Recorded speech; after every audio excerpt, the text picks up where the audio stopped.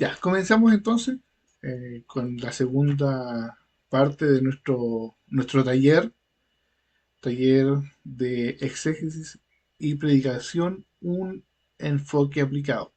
Los que vayan integrándose, vayan poniendo ahí en el chat desde donde nos escuchen y así nos va a quedar el comentario eh, de su participación. Antes de comenzar, quiero que escuchen un saludo que nos envió el hermano Humberto, que es el creador de este grupo y parte de los anfitriones de este taller. Así que voy a dejarlo a ver para que nos salude. Que Dios les bendiga, hermanos. Dice la palabra de Dios en la segunda carta del apóstol Pablo a Timoteo, capítulo 2, versículo 15. Procura con diligencia presentarte a Dios aprobado, como obrero que no tiene de qué avergonzarse, que usa bien la palabra de verdad. Hace aproximadamente 7 años que inició el grupo de teología y hermenéutica bíblica, que el Señor nos dio este grupo que ha sido muy bendecido. Hemos tenido la bendición de que lleguen gentes de muchas partes del mundo y uno de los objetivos del grupo es la enseñanza. Decía un pastor, la escuela dominical es el corazón de la iglesia y sabemos que la enseñanza es primordial para el crecimiento del cristiano. Hemos tenido la bendición hace aproximadamente un mes de que nuestro hermano Álvaro Rubilar Campos, un pastor y maestro chileno, se incorporara aquí al grupo de teología y hermenéutica bíblica. Y la inquietud del hermano es la enseñanza. Y él ha empezado con estos talleres donde él enseña, donde él puede compartirnos la palabra de Dios de una manera clara.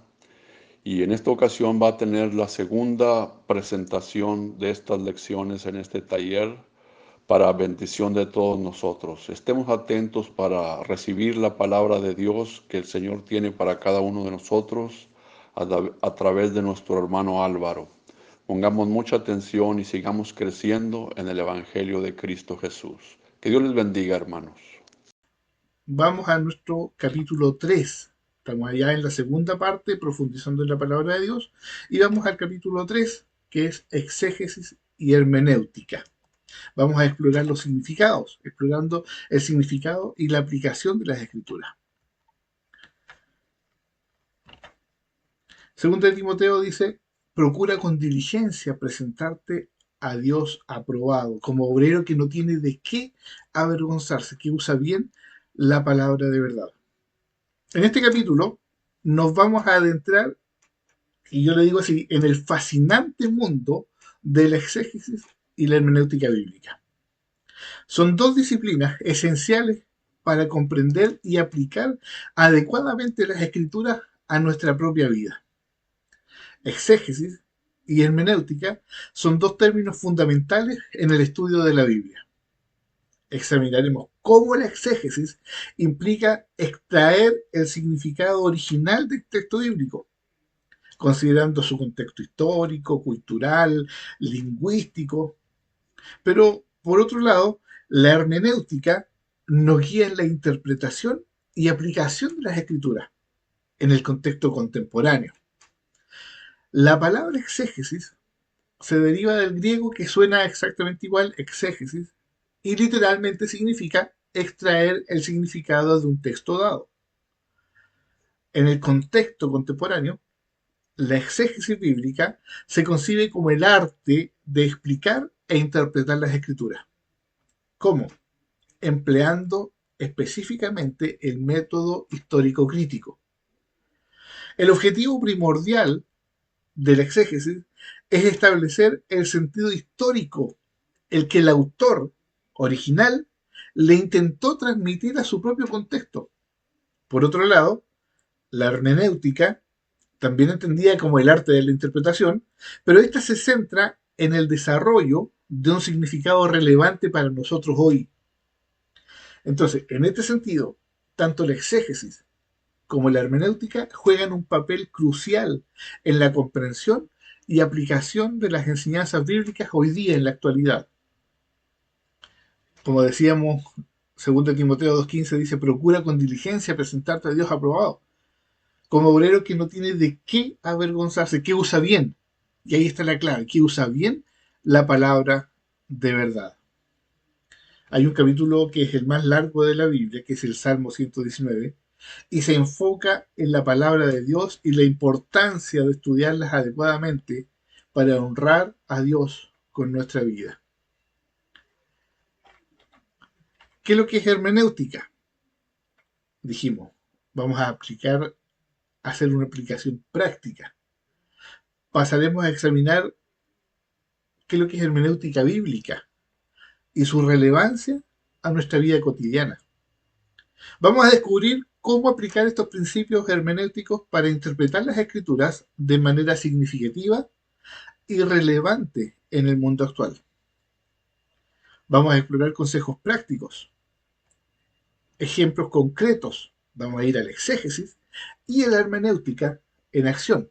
Esto no es un curso teórico, no quiero que se envuelva en mucha teoría. Vamos a analizar pasajes específicos y vamos a aplicar estos principios aprendidos para extraer su significado original y la relevancia que tiene hoy día contemporáneamente. ¿Cuál es la aplicación nuestra hoy día, personal, ministerial? Vamos a reflexionar sobre cómo podemos aplicar estos conceptos de exégesis y hermenéutica a nuestra propia vida personal y ministerial. Vamos a discutir la importancia que tiene estudiar las escrituras con diligencia, con discernimiento, y cómo podemos utilizar este conocimiento para crecer en nuestra fe, para servir a los demás, porque todo esto es servicio. A lo largo de lo que estaremos viendo hoy día, vamos a ser desafiados a profundizar en nuestro entendimiento de las escrituras. Vamos a aplicar sus enseñanzas de manera práctica y significativa a nuestra vida diaria. Yo creo que hagamos un ejemplo práctico. Si tiene su Biblia, vamos a Lucas, Lucas capítulo 10.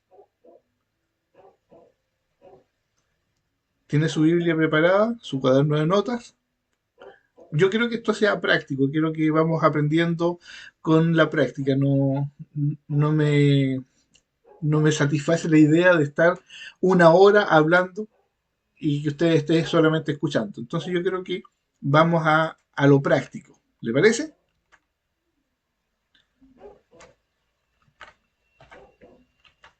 Lucas 10, versos 25 al 37. Vamos a utilizar la exégesis y la hermenéutica para que comprenda bien la diferencia entre una y otra. He aquí un intérprete de la ley se levantó y dijo para probarle, maestro, ¿haciendo qué cosa le daré la vida eterna? Él le dijo, ¿qué está escrito en la ley? ¿Cómo lees? Aquel respondiendo dijo, amarás al Señor tu Dios con todo tu corazón, con toda tu alma y con todas tus fuerzas y con toda tu mente y a tu prójimo como a ti mismo. Y le dijo, bien ha respondido, haz esto y vivirás. Pero él, queriendo justificarse a sí mismo, dijo a Jesús, ¿y quién es mi prójimo? Respondiendo Jesús dijo, un hombre descendía de Jerusalén a Jericó y cayó en manos de ladrones, los cuales le despojaron e hiriéndole se fueron dejándole medio muerto.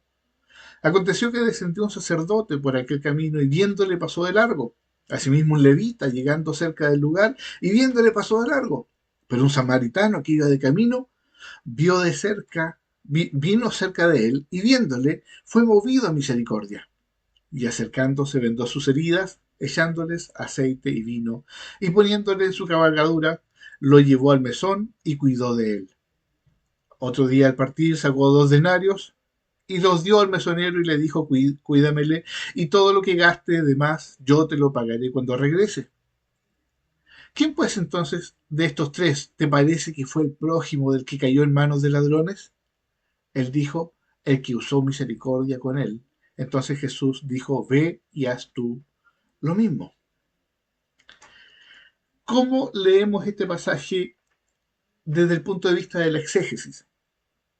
Para hacer exégesis tenemos que ir al contexto cultural.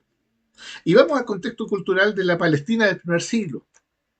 Los samaritanos eran vistos con desdén por los judíos. Este es el trabajo que usted tiene que hacer, es investigativo. Existía una profunda animosidad entre ambas comunidades. Había hostilidad que se remonta a diferencias religiosas, sociales, políticas, culturales que habían surgido siglos atrás.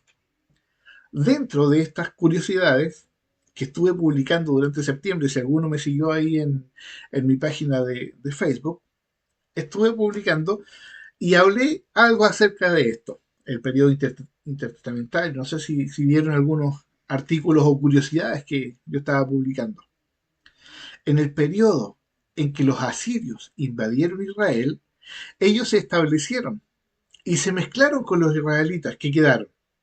Y a pesar que luego en el periodo intertestamentario, los macabeos, esto es un resumen bien burdo, en una revuelta los macabeos lograron recuperar el control de Israel, en cierta medida, y trataron de establecer nuevamente el culto a Jehová, en la zona que se llamaba Israel.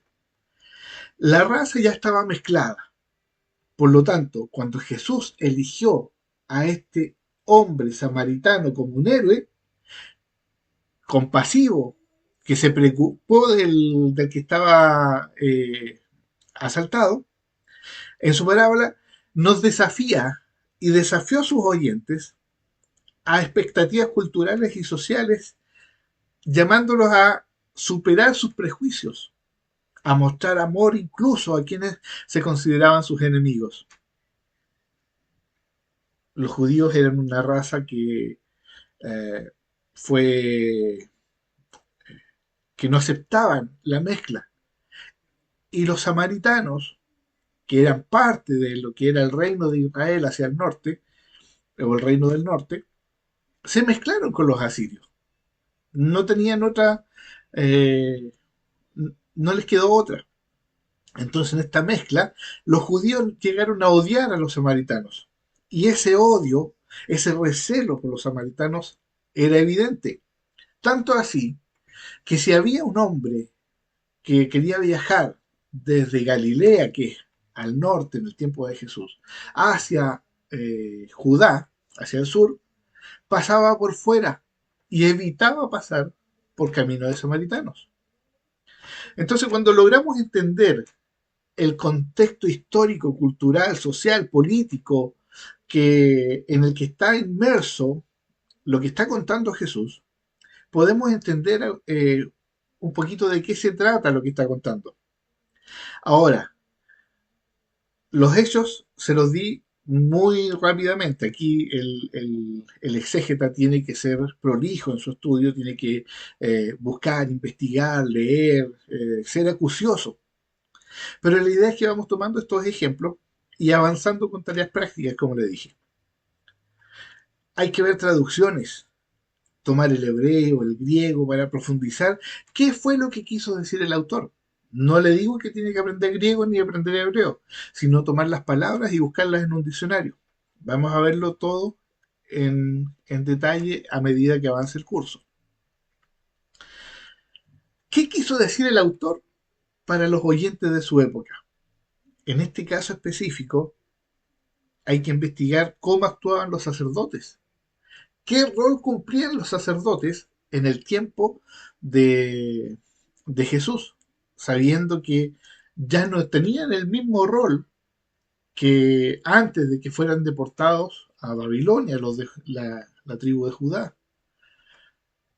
Entonces, ¿qué quiso decir el autor para la gente de su época? ¿Cómo actuaba un levita? ¿Cuál era el papel de un levita? Saber que ese camino en el cual Jesús puso su parábola era un camino conocido por asaltos y robos.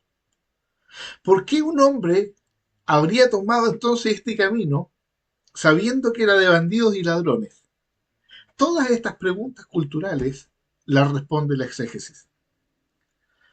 Ahora vamos a ver el mismo pasaje, pero desde la hermenéutica. Entonces vamos entendiendo la diferencia entre uno y otro. Cuando aplicamos la parábola del buen samaritano en nuestra vida hoy, podemos extraer varios principios, enseñanzas significativas. Primero, el mandamiento de amar al prójimo como a uno mismo. Jesús enfatiza la importancia de mostrar compasión hacia otros. Entonces, independientemente del origen étnico, del origen político, las diferencias raciales, las diferencias políticas, las diferencias de religión, el estatus social, independiente de eso, nosotros tenemos que mostrar amor y compasión hacia nuestro prójimo. Entonces esto nos desafía a superar nuestras barreras, nos desafía a superar nuestros prejuicios para mostrar un amor práctico hacia quienes nos rodean. Entonces ahí tenemos la primera aplicación hermenéutica de nuestro pasaje, la importancia de la acción sobre la religión ritual. En la parábola que está contando Jesús, los líderes religiosos judíos no ayudaron a un hombre herido, mientras que un samaritano, que era odiado, a pesar de ser culturalmente despreciado, mostró compasión y cuidado práctico. Esto nos recuerda que la verdadera religión implica más que meros rituales o ceremonias. Se trata de vivir una vida de amor y servicio hacia los demás. La amplitud del concepto prójimo, que Jesús redefine como concepto de prójimo para incluir a todos los seres humanos, independientemente de su afiliación étnica, independientemente de su religión. Y esto nos desafía a ampliar nuestra comprensión de quiénes son nuestros prójimos, a buscar oportunidades para mostrar ese amor y comprensión incluso a aquellos que pueden ser culturalmente diferentes o socialmente marginados. En resumen, cuando combinamos la exégesis cuidadosa de nuestra investigación exhaustiva de qué pasaba culturalmente con lo que está contando Jesús, qué pasaba en el camino, quién eran los sacerdotes, quién eran las personas que estaban viviendo, cómo era cultural y políticamente. Cuando analizamos esto cuidadosamente, con la hermenéutica reflexiva sobre la aplicación hacia nuestra vida cotidiana, entonces obtenemos una comprensión más completa y profunda del mensaje de Jesús en la parábola del buen samaritano. Ahora sí, entremos entonces en tierra derecha, en este estudio de este libro y taller. ¿Cuáles son los pasos para una correcta hermenéutica o una correcta exégesis?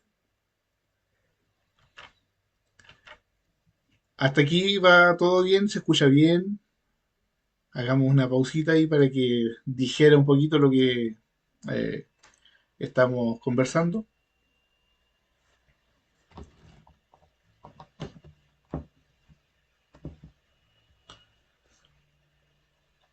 Continuamos. Pasos para una correcta exégesis y hermenéutica.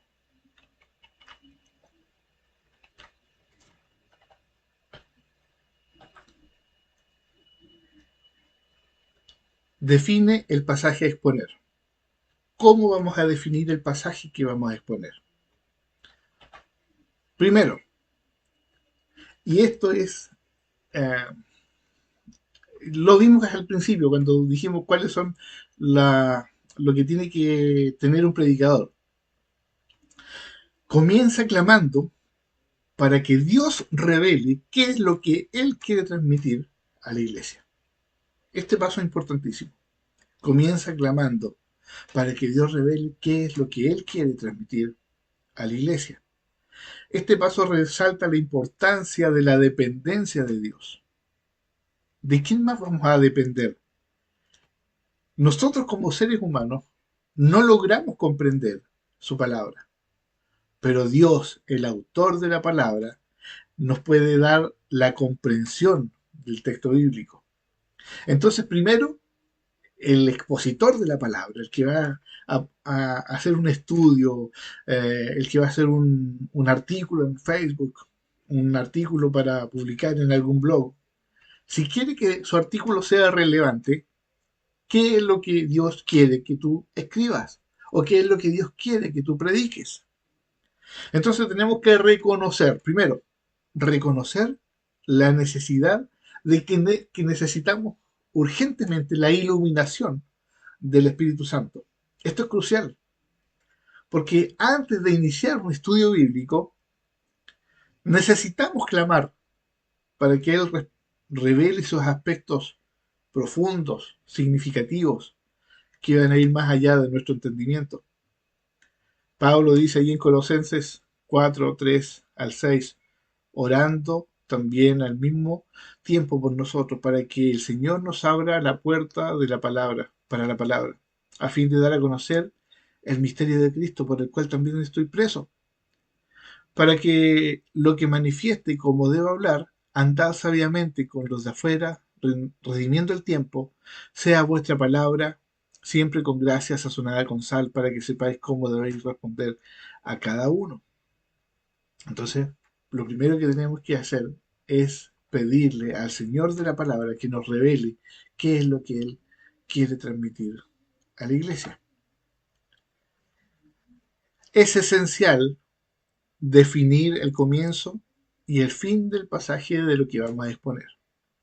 Y como esto es algo práctico, yo quiero que vaya poniendo atención enseguida, porque es esencial delimitar el pasaje. ¿Qué vamos a estudiar?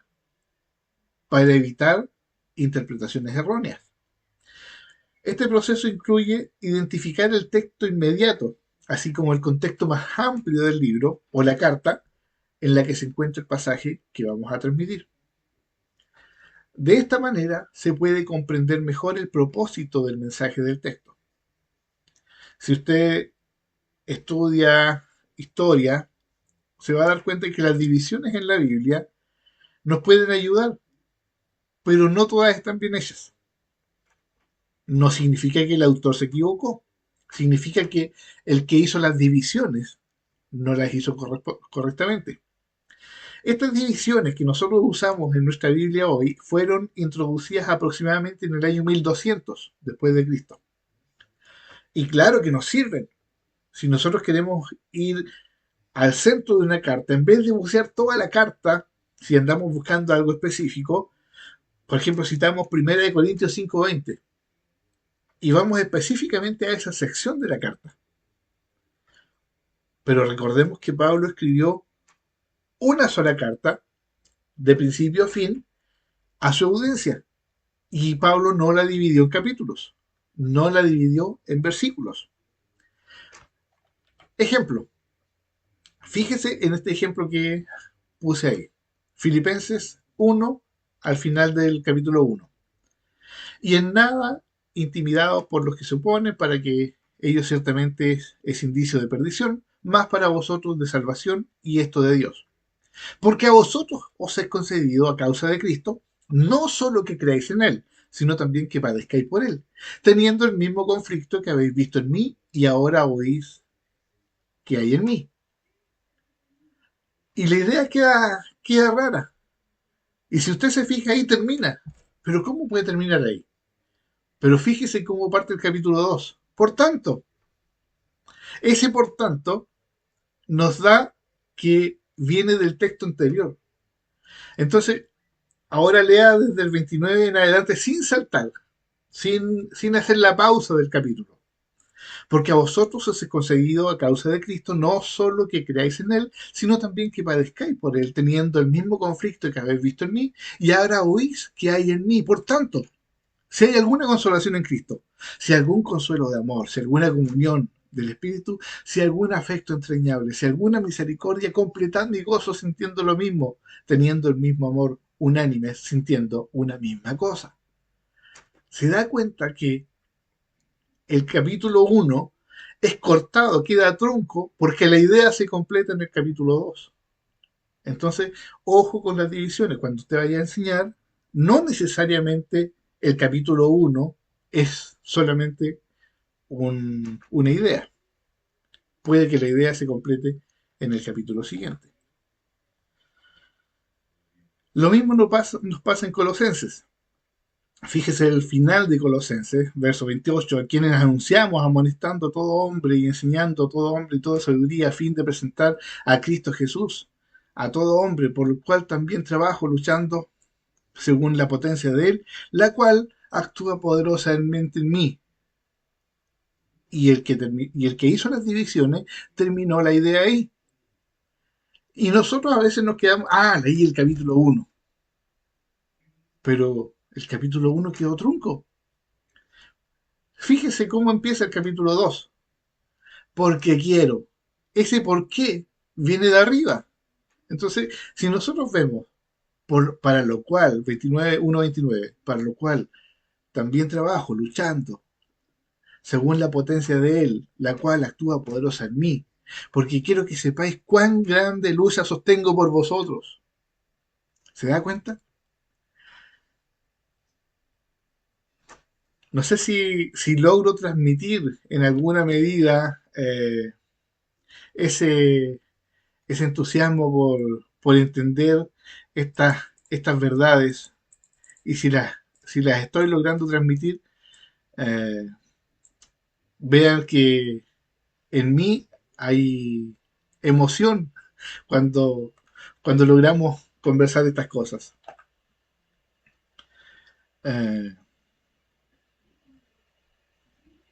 Hay una regla de exégesis que quiero que ustedes como exégetas se aprendan de memoria.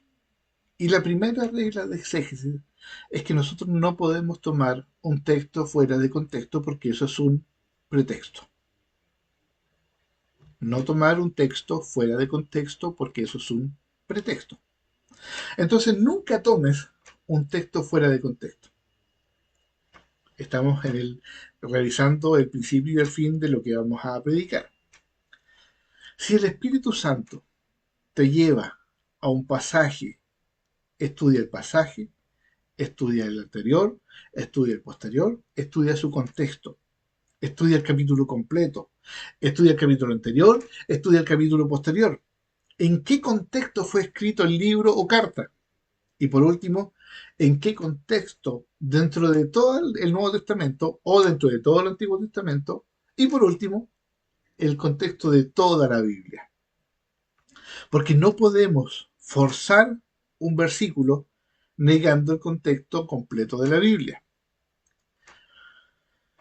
Veamos ejemplos prácticos. Yo le dije que este taller son ejemplos prácticos. Si usted busca la teoría, la va a encontrar en muchos libros, pero mi intención de este manual que se convirtió en libro eh, es mostrar ejemplos prácticos. Primera de Corintios 15, del 1 al 29. Si nosotros consideramos el versículo 19, versículo favorito de los testigos de Jehová, dice, si en esta vida solamente esperamos en Cristo, somos los más dignos de conmiseración de todos los hombres. Este versículo lo usan mucho y es un caballito de batalla de los testigos de Jehová, porque dice, si solamente esperamos en Cristo, entonces somos los más dignos de conmiseración de todos los hombres. Porque ese solo versículo lo está sacando de contexto. Cuando tomamos este solo versículo, podemos entender que mientras estemos vivos, no deberíamos esperar solo en Cristo. Y si lo hacemos, somos dignos de lástima, dando a entender que necesitamos otras fuentes para poner nuestra esperanza. O tratando de decir que Cristo no es suficiente para nuestra salvación. Pero nosotros tenemos que mirar el contexto, mirar el pasaje completo. Si usted se fija, el pasaje entre el 1 y el 29 está hablando acerca de del 1 al 15, no lo vamos a leer, usted lo lee con más calma, está hablando de la resurrección de Jesús. Del 16, incluyendo el 19, da un argumento de negación. Y aquí está diciendo, porque si los muertos no resucitan, ¿Para qué? ¿Para qué hace un argumento de negación? Para lanzar desde el 20 en adelante una defensa, una apología de la resurrección con la resurrección de Cristo. Y termina con Cristo ha resucitado. Entonces se dan cuenta, hermanos, cuán fácil es dar una mala explicación a un texto sacado de contexto. Entonces, nunca tomemos un solo versículo para predicar un sermón. Si vas a hacerlo, puedes hacerlo, pero considera su contexto. El pasaje anterior, el pasaje posterior, el capítulo, el contexto de la carta, el contexto del Nuevo Testamento, el contexto de la Biblia completo. Otro ejemplo sacado de contexto. Todo lo puedo en Cristo que me fortalece. Y algunos con el puño en alto dicen, no, yo todo lo puedo en Cristo que me fortalece. Y he escuchado no a pocos hermanos decir que podemos hacer cualquier cosa porque la Biblia dice que todo lo puedo en Cristo que me fortalece. Pero ¿qué pasa si miramos el contexto? Esta es una declaración que hace Pablo, que con Cristo yo puedo, cuando se saca de contexto, que con Cristo yo puedo lograr cualquier cosa, lo que me proponga, porque lo estoy sacando de contexto, ya sea el éxito, metas personales, cualquier tipo de logro. Sin embargo, el verdadero significado de este pasaje está relacionado con la capacidad de Pablo de poder enfrentar y adaptarse a cualquier circunstancia de la vida, ya sea tiempos de abundancia o tiempos de necesidad. De los versos 11 al 13, Pablo lo está explicando y dice que él ha aprendido a estar en cualquier situación. No lo digo porque tenga escasez. Búsquelo ahí en su Biblia porque no lo puse. He aprendido a contentarme cualquiera sea mi situación. Sé vivir humildemente. Sé tener abundancia. Y en todo y por todo estoy enseñado.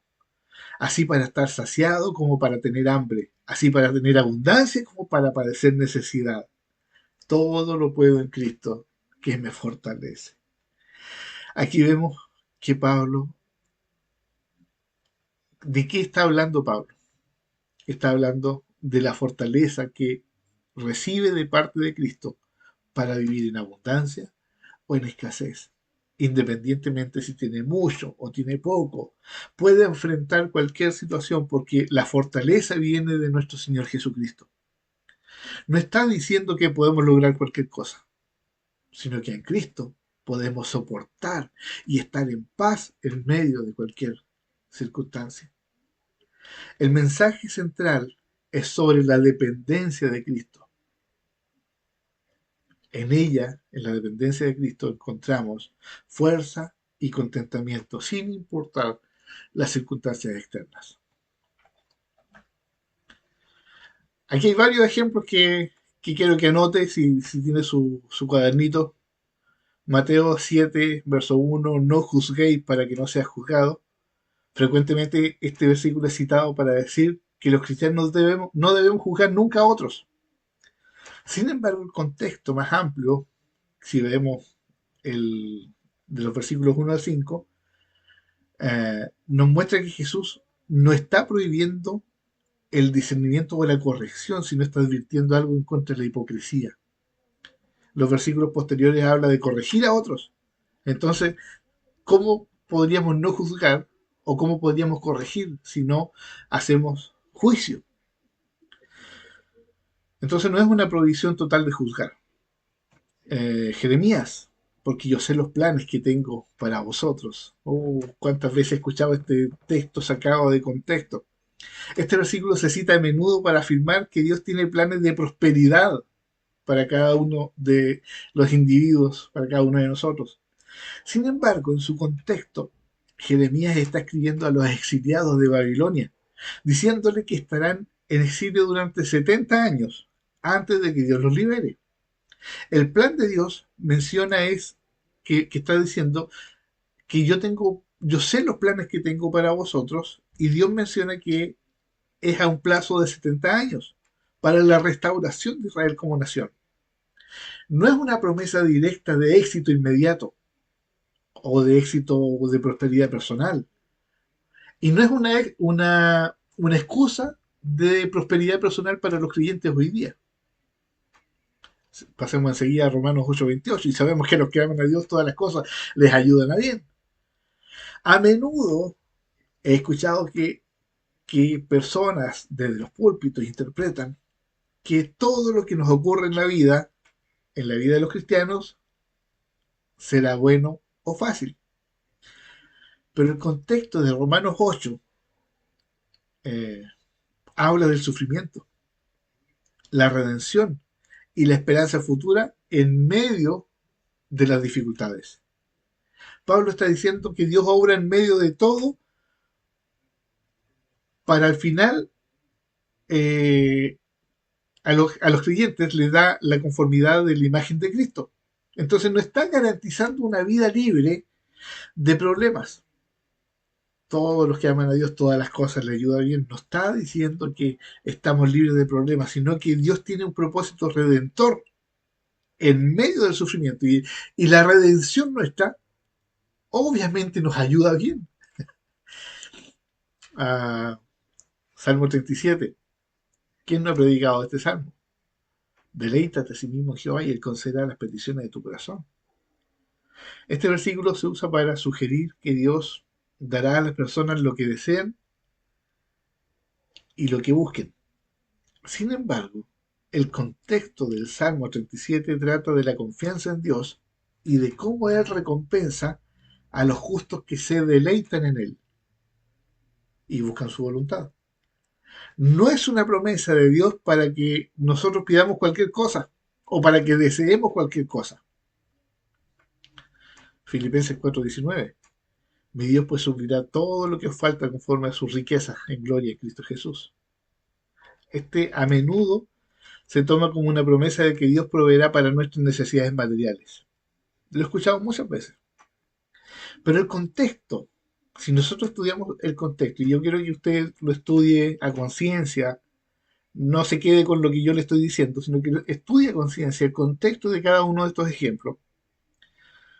Y el enfoque es más bien una declaración de confianza en la provisión de Dios para aquellos que, como los filipenses, me salté parece, no, sí, ahí está, Filipenses 4:19, como los filipenses habían sido generosos en dar, entonces Pablo está pidiendo que Dios les supla conforme a sus riquezas en gloria a los que fueron generosos en dar. Hay más ejemplos. Juan 14:13 y 14. Todo lo que pidáis al Padre en mi nombre, lo haré. A menudo se cita este pasaje como una garantía de cualquier cosa que se pida y que será concedida por el Padre si es que pedimos en el nombre de Jesús. Sin embargo, pedir en el nombre de Jesús implica hacerlo conforme a su carácter y su voluntad. No es una fórmula mágica, porque podría pensar que hay una fórmula mágica para obtener todo lo que yo quiera.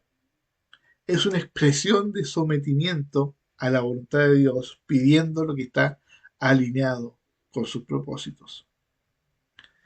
Muy tomado a la ligera y textualmente, Malaquías 3:10, traer todos los diezmos al alfolí. A menudo se usa para presionar a los creyentes a diezmar. ¿Con qué? Con la promesa de que va a recibir bendiciones materiales. El contexto de Malaquías está reprendiendo a Israel por la negligencia en cumplir el mandamiento del pacto, incluyendo el mandamiento para ellos del diezmo. Sin embargo, es parte de la ley del Antiguo Testamento y no aplica directamente a la misma manera a los cristianos bajo el nuevo pacto. La generosidad y el dar se basan en la gratitud y no en un mandato legalista. De hecho, aquí hay mucho que decir, mucho más que ampliar. Eh, no me voy a extender en este pasaje. Si alguien tiene dudas, puede preguntarme por interno mañana, en el resto de la semana. Juan 1, verso 2. Amado, deseo que seas prosperado en todas las cosas y que tengas salud, así como prospera tu alma.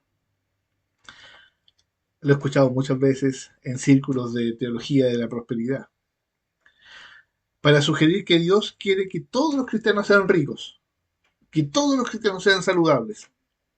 En realidad, cuando miramos el contexto, este es un saludo personal de Juan a un creyente llamado Gallo, y es una promesa, y no es una promesa universal de prosperidad ni de salud, es más bien el deseo, una expresión de buenos deseos de Juan.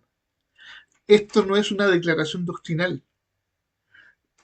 Está bien expresar buenos deseos. Mis hermanos, deséele buenas cosas a sus hermanos. Deseo que tengas salud. Deseo que seas prosperado. Pero es un deseo personal. No es una doctrina. Ese deseo se puede convertir en un clamor y una petición a Dios. Y está bien. Pero eso no asegura la prosperidad ni la salud. Segunda de Timoteo 2:22. Huye de las pasiones juveniles. Hace poquito hice un artículo acerca de esto, me sentí identificado con este pasaje. Menudo relacionamos este pasaje con la sexualidad, pero si miramos el contexto, nos damos cuenta que el verso anterior dice, sigue la justicia, la fe, el amor, la paz, y el verso siguiente dice, invocando al Señor de un corazón puro.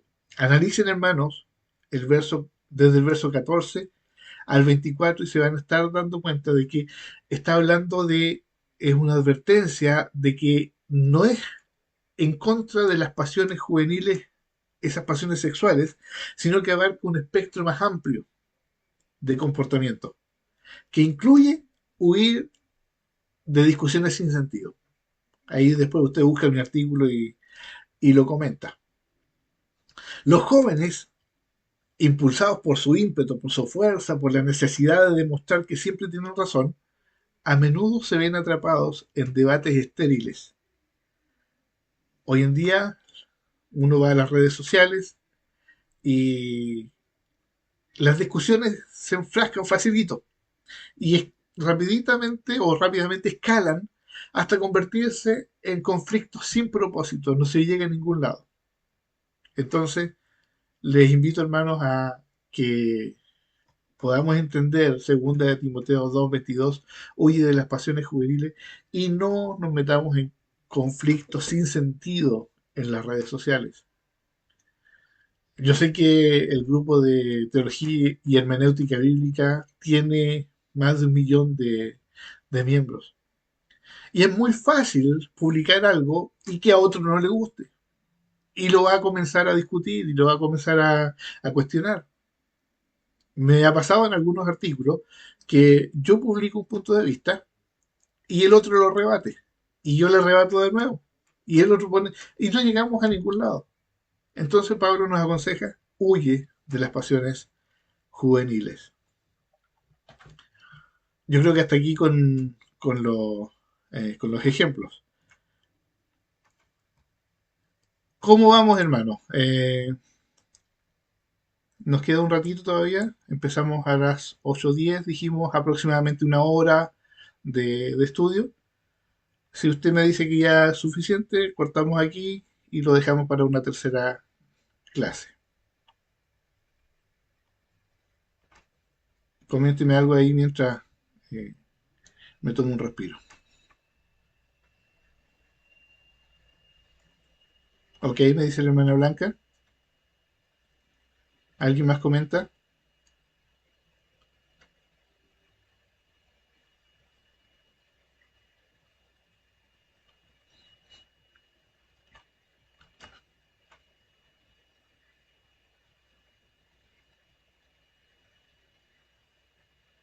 Yo puedo seguir aprendiendo, dice una hermana, hermana Rosy.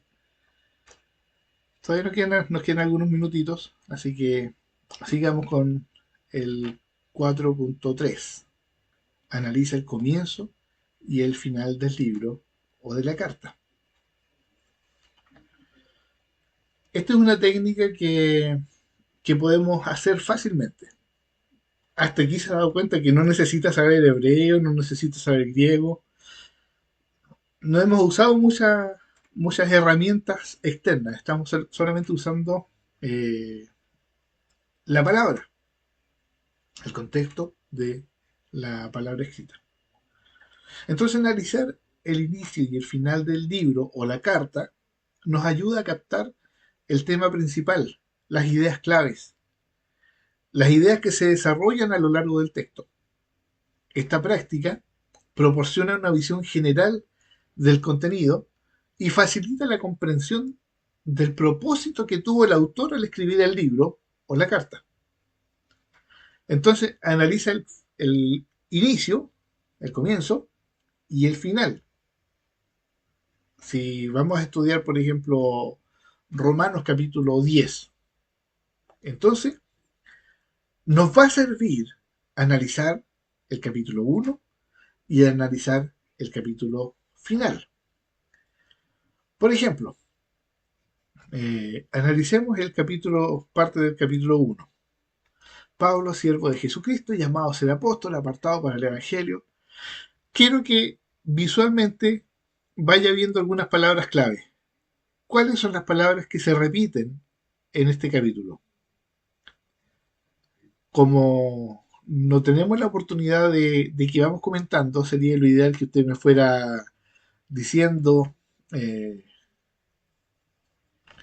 cuáles son las palabras que se van repitiendo. Pero yo le voy a ayudar. Este ejercicio te lo hace después con cualquier otra carta, cualquier otro libro, y va a ver lo práctico que es. Subraye la palabra Jesucristo, verso 1.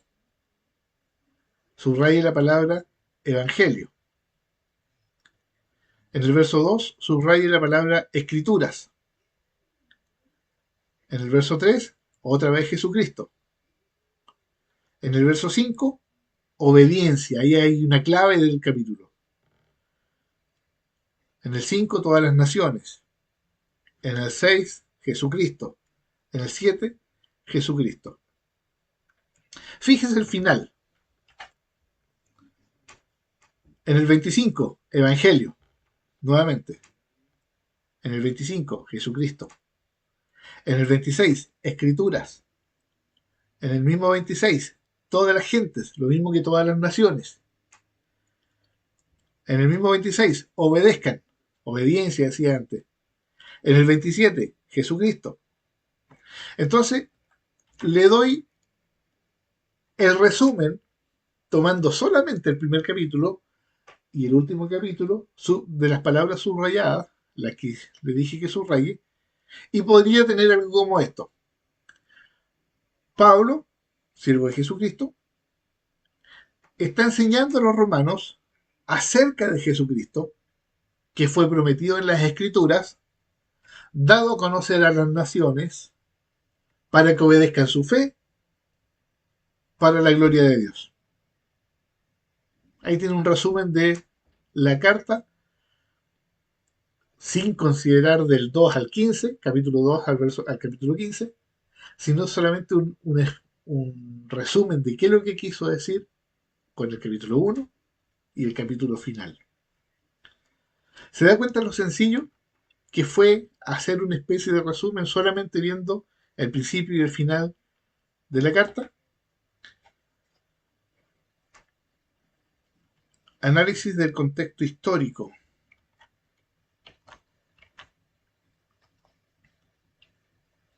Ya aquí, en el contexto histórico, busque comentarios.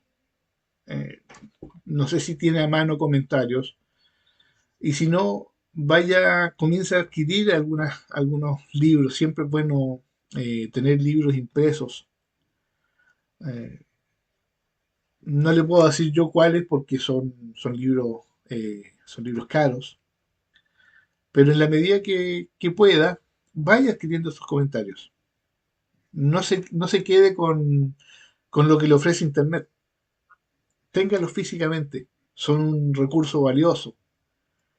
Las introducciones de las Biblias que tienen comentarios son buenísimas. Si tiene Biblia de comentario, use eso. Eh, hay fuentes confiables para obtener información del contexto histórico en el que se escribió cierta carta, cierto texto. Estos recursos nos pueden proporcionar detalles acerca de la época, los eventos históricos, las costumbres, la cultura, todo lo que estamos conversando. Cuando tenga todo eso, anote en su cuaderno o en un Word, en el computador, lo que use, anote la información relevante. A medida que usted empiece a investigar, tome nota de los datos importantes, porque al principio no se va a acordar de todo. Entonces, si hay algo importante que surge, anótelo. Ah, todo lo que le arroje luz para comprender el contexto histórico de un texto, anótelo en su libreta, en su computador, en su celular, porque todo esto van a ser eh, argumentos que le van a ayudar a entender el contexto histórico, cultural, político, social de los versos que vamos a estudiar. Incluye datos del autor, la fecha en que fue escrito. Es importantísima la fecha para saber cuándo fue escrito. Por ejemplo, si está estudiando al profeta Zacarías, ¿cuándo escribió el profeta? ¿En ¿En qué periodo de la historia? ¿Estamos todavía en el tiempo del Reino Unido? ¿Estamos todavía en el tiempo del reino dividido entre Judá e Israel? ¿Estamos en el tiempo de la deportación? ¿Estamos de vuelta? ¿Dónde profetizó el profeta? Entonces, saque estos antecedentes. El contexto literario.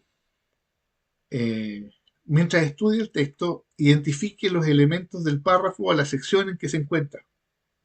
Puede incluir el tema principal, los personajes involucrados, los eventos claves, cualquier otro detalle significativo que contribuya a la comprensión significativa del pasaje. Aquí hay unos datos que anote ahí cuando analiza el contexto literario, aspectos claves del párrafo, análisis completo del libro, escriba su propio bosquejo. Las Biblias de estudio tienen su bosquejo, pero haga uno suyo. Identifique pasajes claves. Y le voy a dejar una tareita y con eso vamos a terminar. Efesios 4. ¿Qué quiero que haga de Efesios 4? Haga un bosquejo exegético del capítulo 4 de Efesios. ¿Qué quiere decir?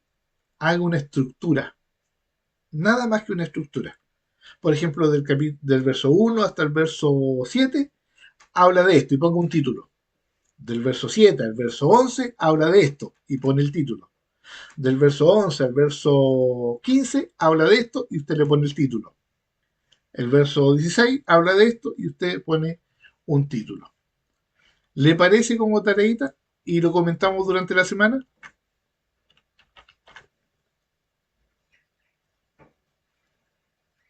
Alguien dice no alcancé. No se preocupe, quedó o va a quedar grabado en el grupo de teología y hermenéutica bíblica. Entonces, tareita, y quiero que lo vaya comentando, respóndame. Si no quiere poner su tarea muy expuesta y que se la vea el hermano, hábleme al interno del grupo de WhatsApp. Ahí puede sacar mi número y hábleme por interno. No tenga temor de hablarme y vamos comentando cuál es la división que hizo de Efesios 4. Entonces dejamos hasta aquí porque habíamos dicho una hora y ya estamos en el tiempo.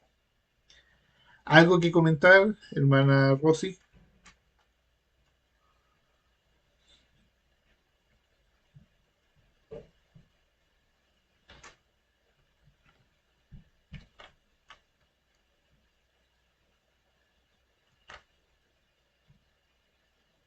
Hermana Mercedes dice gracias al Señor y a usted por este taller que nos ayuda a profundizar el conocimiento de la palabra. Dios los bendiga. Muchas gracias, hermana Mercedes, por sus palabras. Nos alientan a poder seguir eh, en esta dirección. Gracias por esta enseñanza, dice hermana Blanca. Yo podría estar aquí 2 horas, pero sé que es cansador, así que eh, nos vemos en 15 días más con la tercera clase de nuestro taller. Cierre sus ojos, ponga su manito en el corazón y digámosle al Señor, gracias Señor.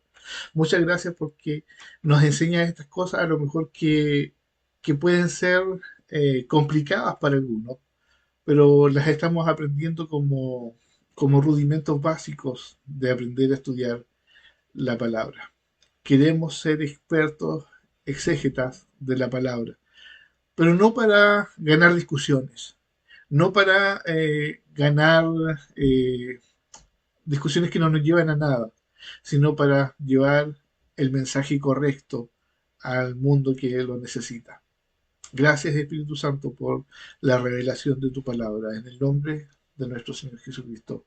Amén y amén. Entonces, muchas gracias hermanos por su atención. Nos vemos en 15 días más. Bye.